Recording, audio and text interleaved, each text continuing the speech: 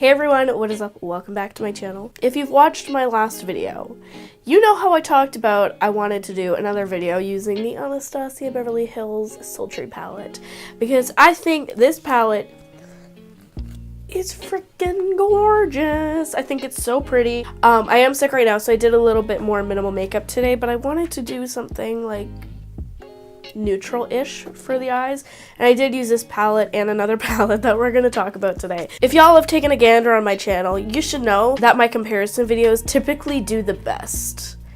And because I want to milk my 2 seconds in the spotlight, I'm doing another comparison video. And that's what we're doing today. I'm going to be comparing the Anastasia Sultry palette to the Soft Glam. I know a lot of people don't like buying every new palette that comes out, especially if they do look the same, and that's something I want to touch base on. If you want to watch any of my other comparison videos to kind of get a feel of how we do it here on this channel, check up here and I will have the playlist linked and you can go check it out. But we're just going to get into the comparison between these two Anastasia palettes. Alright, so we got Soft Glam. This one I've talked about a few times on my channel. I do really like this palette. It launched February 14th this year. I purchased mine around March because that's when it became available on Sephora Canada. This is a permanent palette in their line and it retails for $55. And then we have Sultry. This came out September 25th of 2018. This is a limited edition item for the holiday season. This retails for $59. And when I was first doing this comparison thing, I was like, why is this more expensive? I was a little bit irritated, but then I looked into it a little bit more. There is actually a little bit more product in the Sultry palette than there is with the Soft Glam palette. There is 0.74 grams of product in the Soft Glam and 0.83 grams in the Sultry palette. So you are getting like a little bit more. So I think that's why they increased the price by like $4. And if you're like, it's not $55, it's $59, I am doing my pricing in Canadian pricing because I'm Canadian, obviously. But that's just one thing to note about these two is that this has a little bit less product and then this has a little bit more. The pan sizes don't change though, as you can probably tell. Anastasia just has that kind of uniform pan size. Let's talk about the packaging very briefly. Now this is just my opinion, but I wanted to put it out there. I much prefer the Soft Glam packaging to the Sultry packaging. This is just very irritating. Whenever I did my makeup with this palette, like today or even like a few days ago, whatever, the glitter is not transfer proof. Like you can definitely hear it. Like I just put it up to my mic so you can hear. It's not transfer proof. You can definitely like get glitter all over your hands. And I find that very frustrating when you're doing your makeup because if, I don't know, say you're like me, you do your eyes first, you're holding this palette and then maybe you're putting your foundation on with your fingers. Oh no, there's glitter all over your face like that. It just really irritates. It makes me so mad. Like that happened today. But I know a lot of people also don't like the Soft Glam packaging because it's like carpet and it gets really dirty quickly. Like I get that with like this right here. Like it's definitely a lint collector, like hardcore. But I much prefer it over the Sultry the Sultry packaging. And I know I'm going to say this so many times, but I hate this packaging so much.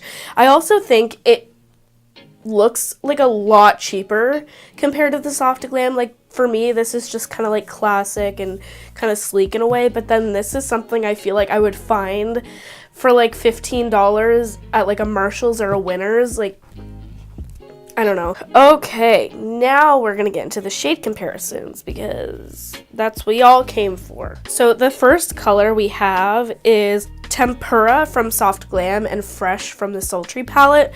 Now you wouldn't think that these are much different, but I found that Tempura was a little bit more pigmented and had more of a pink undertone. Also between the two, I feel like Fresh is a little bit softer. Like the formula definitely feels a little bit softer than Tempura. That could be just me like being delusional, but I do feel a difference.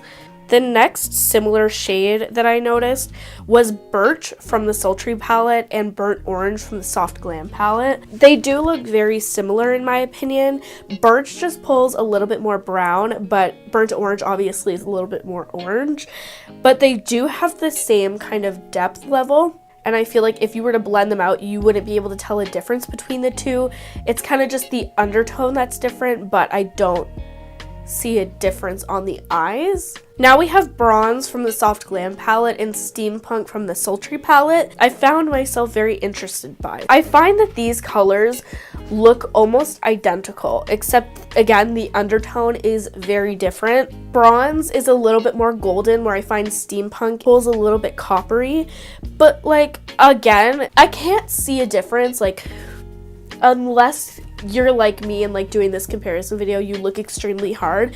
I personally can't really tell, and the finish is the exact same as well, so it's definitely a little bit confusing between the two. Now I wanted to compare all the brown kind of like metallic shades. So we got Cinder, Teak, and Ember from the Sultry palette, and then we have Sultry from the Soft Glam palette. It's a little bit confusing, bear with me.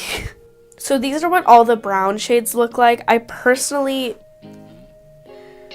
if I'm gonna be completely honest, I think that Cinder and Teak from the Sultry palette look very similar, and it almost makes me feel like one of them was a filler shade. And then Ember is this greenish brown in the middle. You can definitely see a hint of green. It's very subtle, but it's definitely there.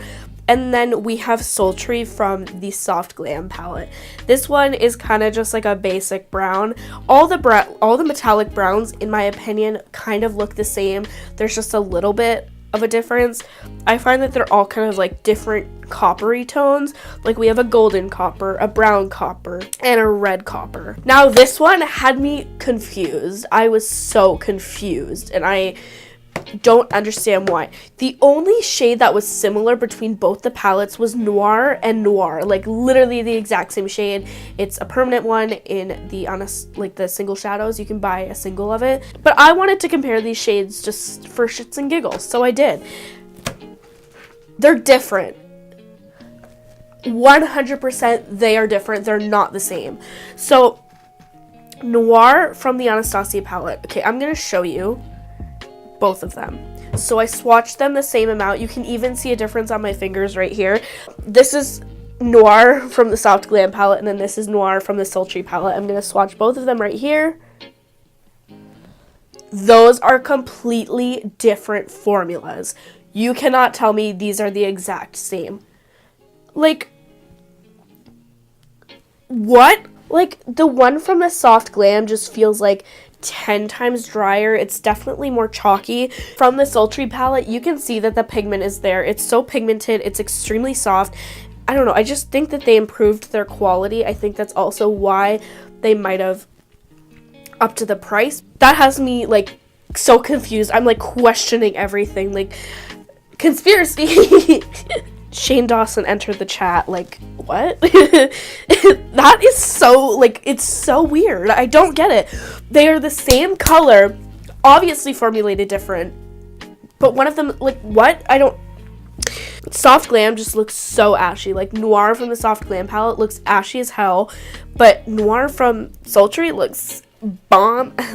Like, what? I don't. Anastasia, explain. Okay, so now we're just going to move on to another color before I dig too deep into this. Cypress Umber is from the Soft Glam palette, and Dystopian is from the Sultry palette. Dystopian is more cool tone and has a little bit more of an ashiness to it, but Cypress Umber is very much kind of like a warm brown.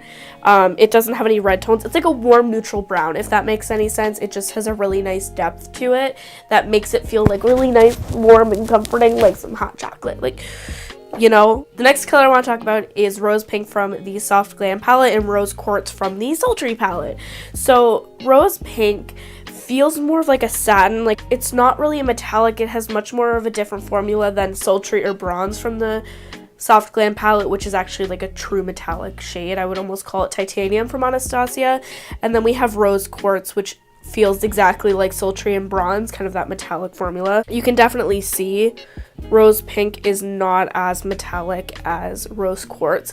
I think rose quartz is the most beautiful shade. I don't own anything like it. I described it as like a pink copper gold. I think that this looks like a princess like Halloween dress or like Princess Peach or something.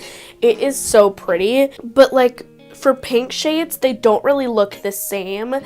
Rose pink is obviously more pink, and rose quartz has more of like kind of a duochrome aspect to it, but it's not necessarily a duochrome. I much prefer rose quartz though. I just think it's so pretty and like it's such a beautiful shade. I hope Anastasia has a single. I'm not entirely sure, but if they do, I want to buy it because it's real nice. Okay, so those were all the shades that we can compare today. Now I want to show you swatched what the remaining eyeshadows are.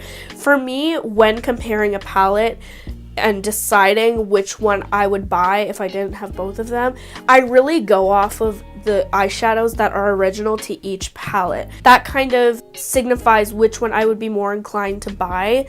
As the shades I just kind of compared for you, both of them have those shades or like variations of it. You might be able to create some of the same looks, but the original shades of each palette really pull me in what direction I'm gonna go. So from the Sultry palette, we have these colors left over, which is Pearl, Bloom, Twig, Cyborg, and Slate. This is obviously the more cool tone shades that are left, which is what really differentiates both the palettes, because I'm going to show you what was left in the Soft Glam. In the Sultry palette, you get 5 original shades. I personally really love all of them. This Bloom color, though, I would have to say it does stain. I did swatch it yesterday, and it's been on my hand for like 24 hours or so. I really do love all these shades, though. I think they're stunning. So these are the shades left from the Soft Glam palette. We have Glistening, Orange Soda, Mulberry, Dusty Rose, Fairy, Sienna, and Rustic. So out of these swatches and the ones I showed you of the Sultry palette, which ones call more to you? Overall, I do really love both of these palettes. I definitely think they're great in their own unique ways, but if you think which one I think you should purchase, I would probably go with the Soft Glam. As much as I personally love the Sultry palette, there's just a few things about it that I don't like. The first thing being it's limited edition, so after this whole holiday season, you might be only able to get it until like May or April, maybe even June of next year. Meanwhile, Soft Glam is around all the time. Another thing I don't like about the Sultry palette, and I've said it a trillion million times, the packaging. I hate the packaging so much. If you're gonna be using your hands when you're doing your makeup, it's definitely not ideal because the glitter does transfer and it can get all up in your makeup and just does not look cute. I also find that the shades in here are a little bit more user friendly. Personally though, like I'm gonna be completely honest here, I was not really like looking to buy the Sultry palette, but then I was like, you know what, it would be awesome just to try it out.